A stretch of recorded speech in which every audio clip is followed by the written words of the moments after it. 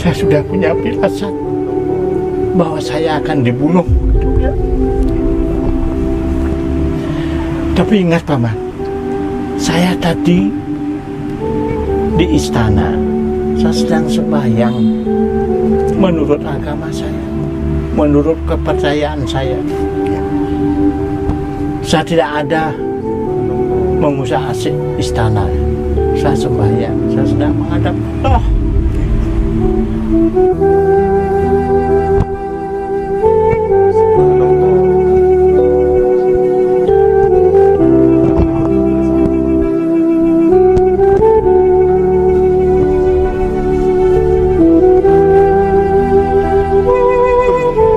Asli betul dah, Pak. Lihat dah.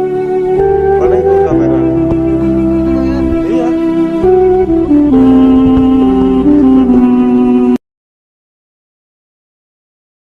Di Keramat Agung Pemecutan ini, kalau juru kunci di sini disebut pemangku. Nanti kalau Bapak Ibu panggil nama saya Pak Mangku gitu aja ya. Nah, saya akan jelaskan mengenai sejarah almarhumah yang dimakamkan di Keramat Agung Pemecutan ini. Lagi sebentar, kalau Bapak Ibu tahlilan maupun doa supaya pas gitu.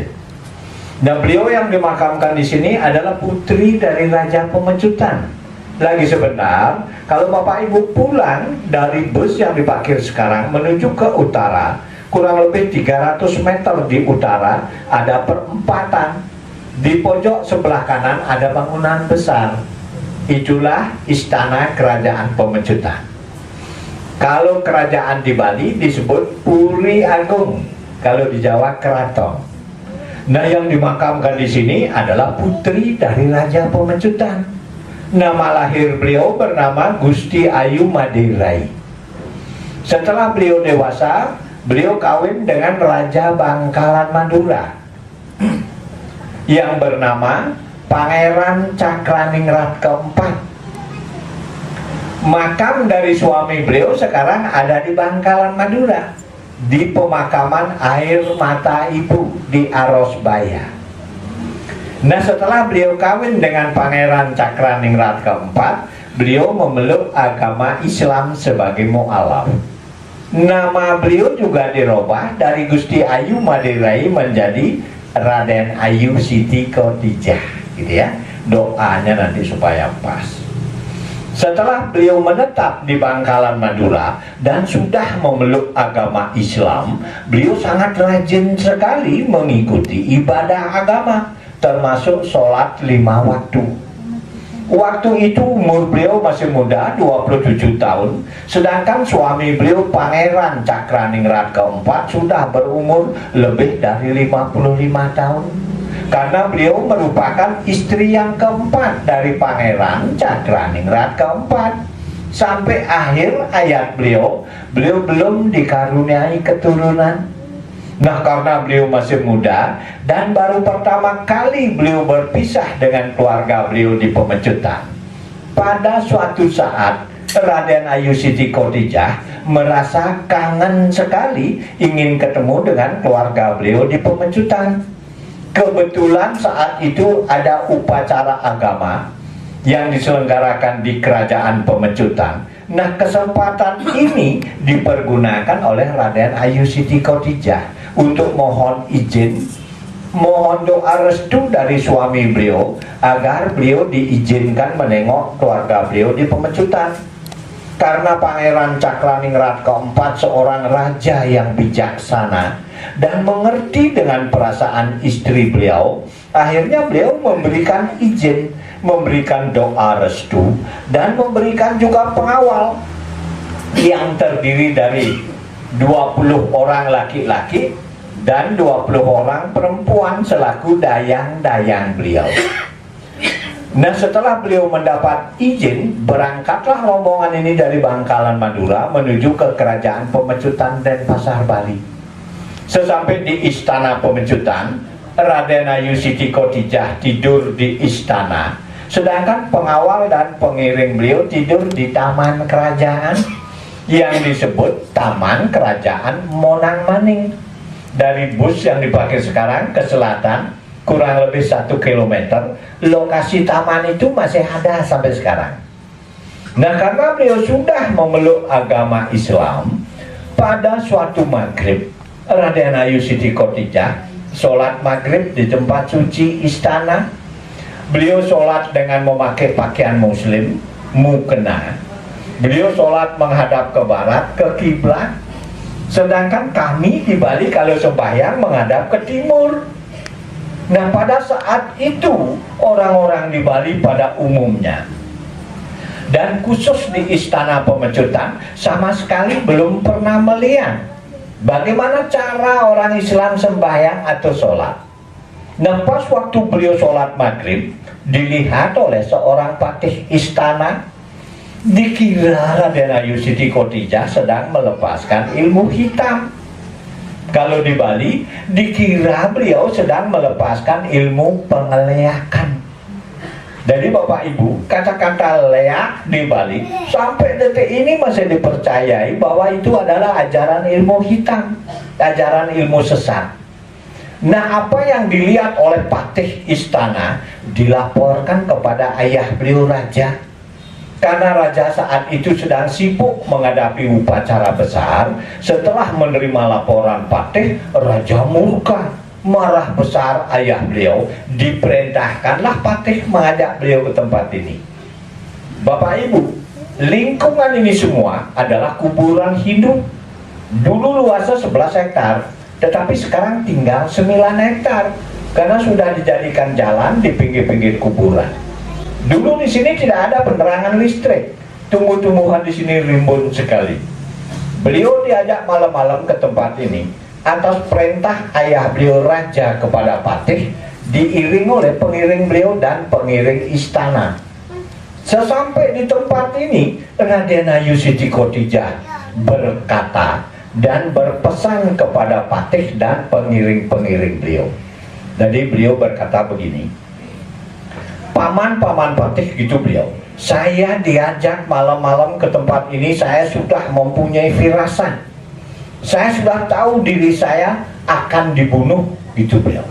Perlu paman ketahui bahwa saya tadi di tempat suci istana, saya sedang sembahyang, saya sedang sholat menurut agama yang saya yakini, yang saya anut. Tetapi karena ini perintah dari ayah saya selaku raja dan selaku penguasa, silahkan paman laksanakan perintah ayah saya. Tetapi perlu saya pesan kepada paman, jangan sekali-kali paman membunuh saya dengan senjata tajam, karena tidak akan mempan dan sia-sia.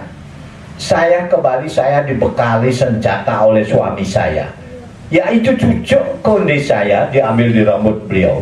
Di tusuk konde itu sudah ada sirih yang digulung, diikat dengan benang berwarna 3, putih, merah, dan hitam. Kalau di Bali benang ini bernama benang Tridatu. Lagi sebentar senjata ini pakai paman lempar nanti dada saya, gitu beliau. Apabila nanti saya sudah meninggal, dari badan saya akan keluar asap.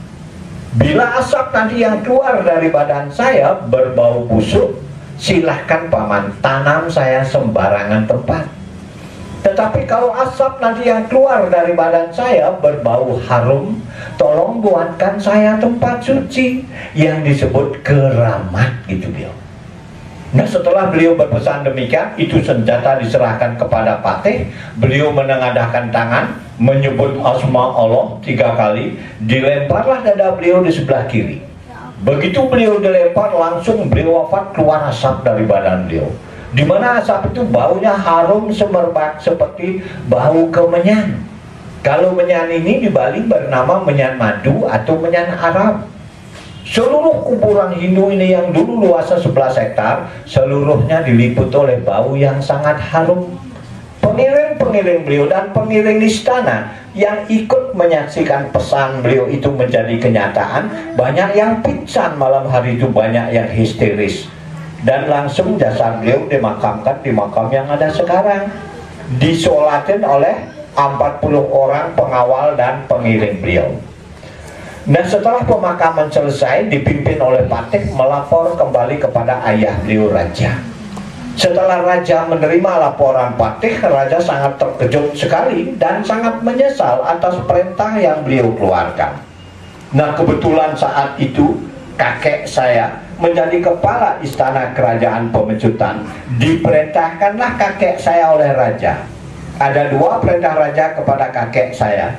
Satu, agar kakek saya seketurunannya menjaga makam beliau di sini selaku juru kunci atau pemangku. Yang kedua, pengawal dan pengiring beliau yang 40 orang laki dan perempuan jangan diberikan pulang ke Bangkalan Madura, berikanlah dia tanah tempat tinggal yang sekarang dikenal dengan Kampung Jawa. Kampung Jawa di Denpasar Utara dan Kampung Islam Kepaon di Denpasar Selatan. Itu ratusan hektar diberikan tanah oleh kakek saya atas perintah raja, dan tanah itu sudah diwakafkan. Penduduknya sekarang sudah menjadi ribuan jiwa. Tempat ibadahnya, masjidnya bagus-bagus sekali. Jadi hubungan kami dengan saudara-saudara kami muslim seperti saudara kandung. Kalau mereka punya hajatan baik adat, agama, kita rame-rame ke sana. Dan begitu juga sebaliknya. Sampai sekarang hubungan kami harmonis sekali dan mentradisi. Bapak Ibu, karena itu perintah raja kepada kakek saya malam hari. Besok paginya kakek dan nenek saya beserta pengiring-pengiring beliau bersih-bersih kemari, ya, di makam beliau. Setelah bersih lalu dipagari dengan bambu. Malam harinya tiba, tidak disangka-sangka ada keajaiban di tengah-tengah makam beliau, tumbuh pohon 1/2 meter. Karena tumbuhnya malam, besok paginya kakek dan nenek saya beserta pengiring beliau bersih-bersih kemari. Itu pohon yang tumbuh di tengah-tengah makam beliau dicampurkan oleh kakek saya supaya makam beliau bersih. Malamnya kok tumbuh lagi di tempat yang sama dengan tinggi yang sama. Kejadian itu berturut sampai 3 kali. Yang keempat kalinya kakek saya tidak berani lagi mencabut itu pohon. Tirakatlah kakek dan nenek saya di makam beliau. Di dalam tirakat itu, kakek dan nenek saya mendengar pesan dari beliau agar pohon ini dipelihara dengan baik. Karena pohon ini tumbuh dari rambut saya. Saya akan memberikan mujizat, memberikan rezeki kepada umat saya yang ziarah kemari. Nah, itu pesan dari beliau. Sampai sekarang pohon itu masih saya pelihara dengan baik, walaupun usianya sudah tua sekali. Di tengah-tengah makam beliau saya lapis dengan kain supaya cantik. Di atas tembus, di atas genteng. Ini namanya pohon rambut, karena tumbuh dari rambut beliau.